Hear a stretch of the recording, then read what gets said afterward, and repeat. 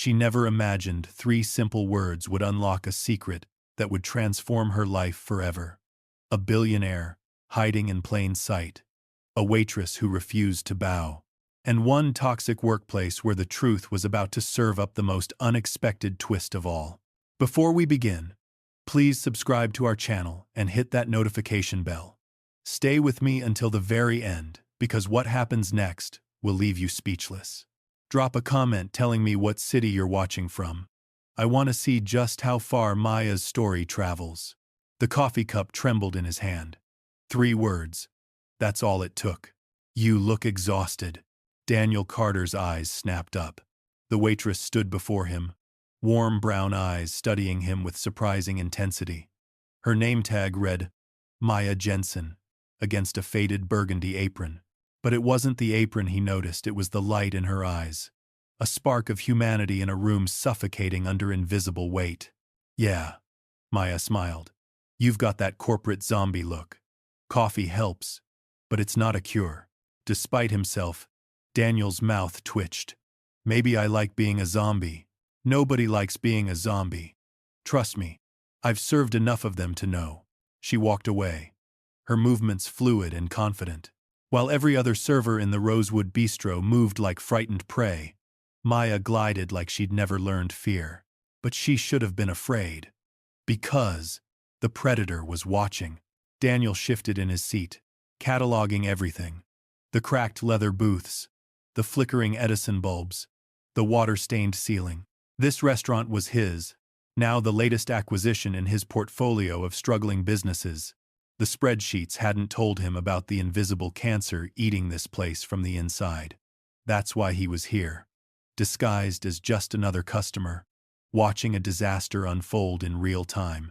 Maya returned with his coffee. Fair warning, she said conspiratorially. This coffee is strong enough to resurrect the dead, or at least make the owner finally wake up and see what's happening here. Daniel nearly choked. Let's hope it works. We can dream, Maya sighed. Though around here, dreams die pretty quickly. Before Daniel could respond, a voice cracked through the dining room like a whip. Maya. Every server froze. Customers stopped talking. The entire restaurant held its breath as a man emerged from the kitchen. Gregory Hammond. The manager. Nothing on paper had captured the menace radiating from him. I gave you instructions 30 minutes ago. Gregory's voice dripped condescension. The storage room. Or is following directions too complicated for that pretty little head of yours? Daniel's fingers tightened around his cup. Maya's shoulders stiffened. I was helping customers, Maya said steadily. You know, that thing we're supposed to do in a restaurant? Gregory's face flushed red. He invaded her space. Don't get smart with me. The dining room went silent. Daniel could see the other servers. A young guy with anxious eyes. An older woman with shaking hands. A middle-aged man staring at his order pad, all pretending not to watch. Maya lifted her chin. I'm not being smart. I'm being honest. Maybe you've forgotten what that looks like. Someone gasped. Gregory's expression transformed into something dangerous. Girls like you need to learn when to shut up and smile. Gregory's whisper somehow carried through the room. That's what you're here for. Looking pretty and keeping your mouth closed. Every instinct screamed at Daniel to intervene. But he couldn't. Not yet. He needed to see more. Even if sitting here silent felt like swallowing glass. Funny thing, Gregory, shut up and be decorative, wasn't in the job description. Maya shot back. Customers smiled. Gregory's face went purple. One more word, and you'll be smiling at the unemployment office. Better than smiling for you. Maya turned on her heel with devastating grace. Gregory spun toward Daniel, seeking solidarity. Sir, I apologize. Some employees don't understand respect. Daniel took a deliberate sip. Actually, I found her service impeccable. She's the only person here who seems genuinely happy. That says something. Gregory's mouth worked soundlessly. Finally, he retreated, muttering. Maya appeared moments later. Her confidence cracked. Sorry about that circus. Gregory turns every shift into warfare. You handled that remarkably well, Daniel said. 2 years of practice. You either develop thick skin or break. I'm too stubborn to break. Why stay? Maya's laugh held no humor. Bills don't pay themselves. Plus, I keep hoping someone will notice what's happening here and actually care enough to do something. The words hit Daniel hard. She was talking about him. The absent owner, who'd bought this place like a line item, who'd never bothered to see the human cost. Change has to come from somewhere, Daniel said carefully. It has to come from the top, Maya countered. But the owner's probably in some penthouse, counting money, never thinking about us bleeding down here. That's how it works, right? Daniel felt each word like an arrow. She wasn't wrong. Maya walked away, and Daniel sat there, coffee turning bitter. Around him, he saw Ryan nearly drop a tray when Gregory barked. Isabella flinching at raised voices. Marcus with his hollow, hopeless eyes. They were drowning, and Maya was the only one fighting. Daniel stayed through lunch and dinner, watching Gregory's reign of terror continue.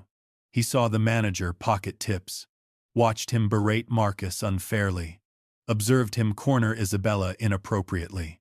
By evening, Daniel had 3 pages of notes, but more than that, he'd filled with burning fury he hadn't felt in years. Maya brought his check looking exhausted. At least I survived without getting fired. Daniel's tip made her eyes widen. That's too much. It's not enough. Not for what you endure. Something in his tone made her study him. Why do you sound like you understand? Because I do. More than you know. He left before she could ask more. But instead of leaving, he circled to the alley behind the restaurant, positioning himself at the kitchen window.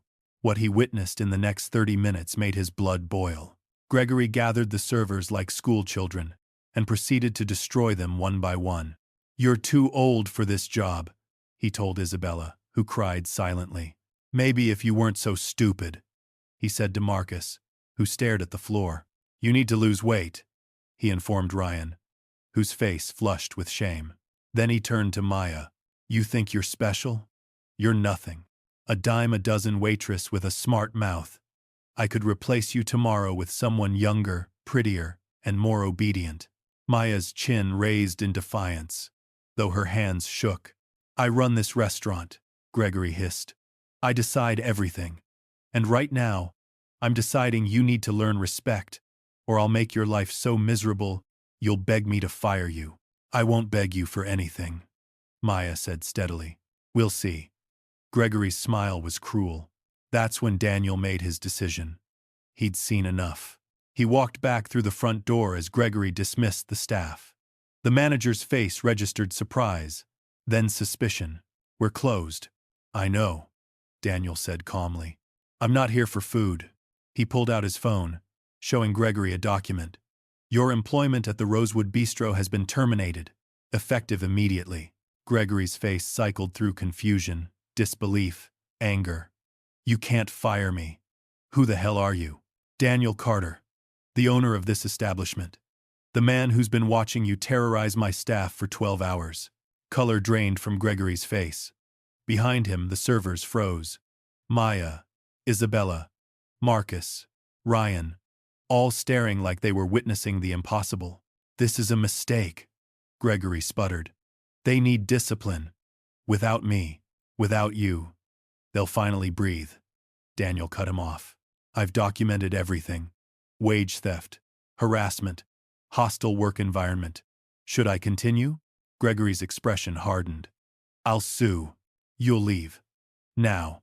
And if you contact these employees again, every restaurant owner in this city will know why you were fired. Clear? Gregory grabbed his jacket and stormed out, slamming the door. Silence descended. Maya broke it, her voice small and hurt. Jack? He'd given her a fake name. Jack Mitchell. Just another lie that now felt unforgivable. My name is Daniel Carter. I own this restaurant, and I'm sorry. Maya's face crumpled. Not with relief, with betrayal. You were here all day. You saw everything. You knew what you could do. And you just sat there? I needed to understand. Understand? Maya's voice cracked. You couldn't figure that out without lying? without making us think we were completely alone? Maya, please, don't. Tears streamed down her face. I told Jack everything. About my struggles, my fear. And you were the owner the whole time. You could have helped. But instead, you played dress-up to satisfy your curiosity. Each word was justified. Daniel had no defense. You're right, he said simply. I was arrogant, and I hurt you. Sorry doesn't change what you did. She turned to the others. Did you know? They shook their heads, equally betrayed. What happens now? Marcus asked quietly. Daniel met each of their eyes. Now we fix this. Everyone gets back pay for stolen tips. All Gregory's warnings are erased.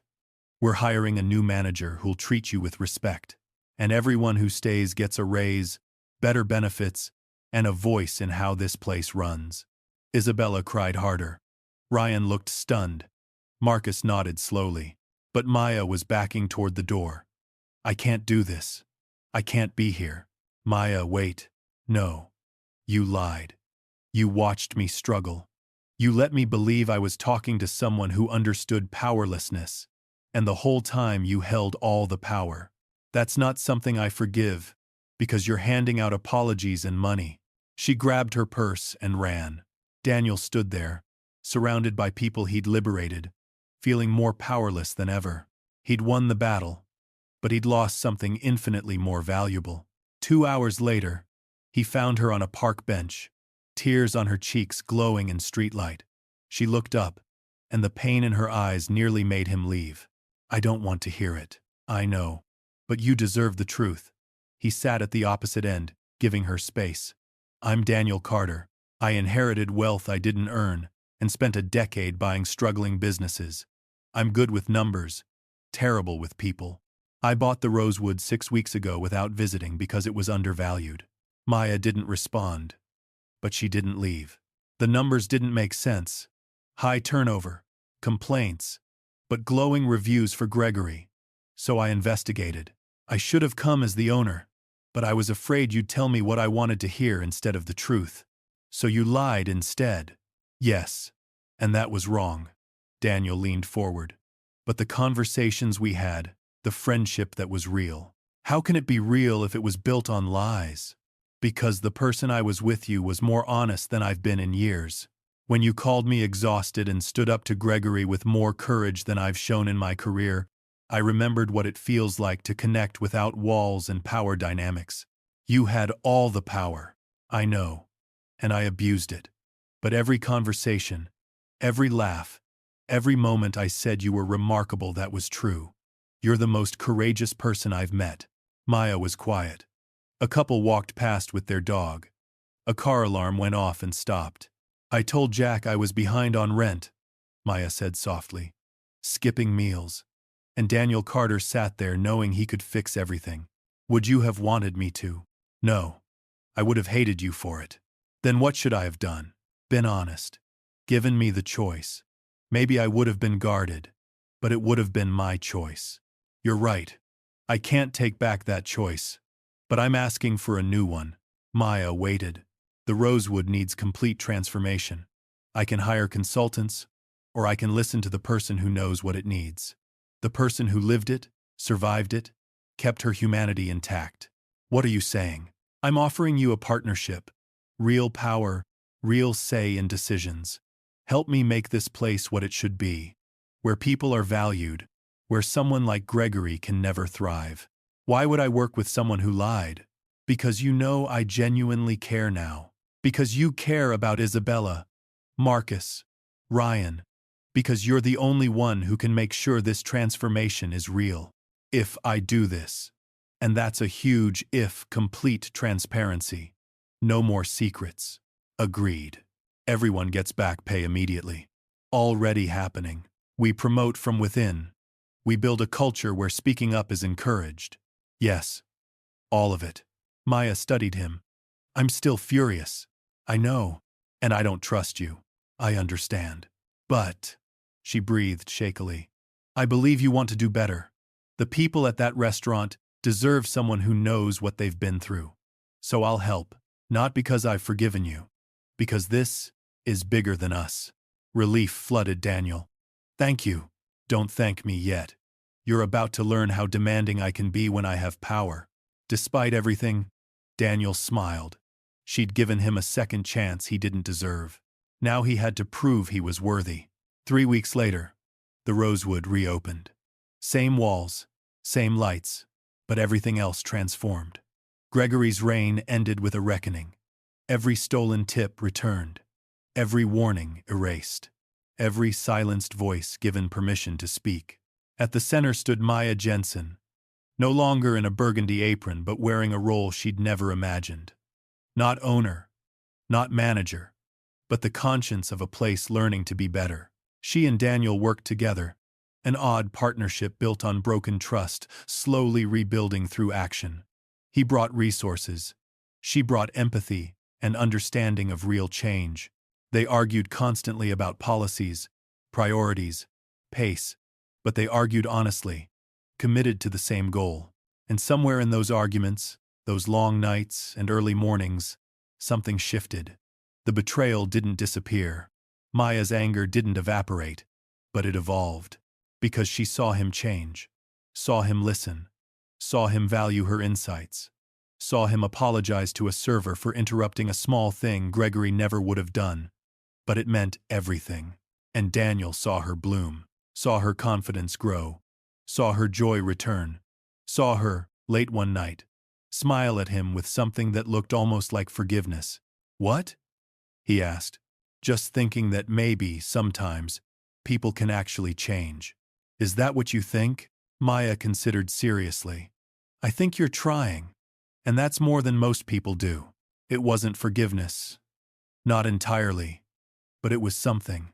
A beginning of something neither had been looking for when an exhausted businessman sat down, and a courageous waitress served him coffee, and a truth he desperately needed. Some stories don't end with neat resolutions or perfect redemption. This one ended with something more valuable. Two broken people learning to build something better together, one honest conversation at a time. And maybe that's the most powerful transformation of all. What did you think of Maya and Daniel's story? Does Maya deserve to forgive him, or did his deception go too far?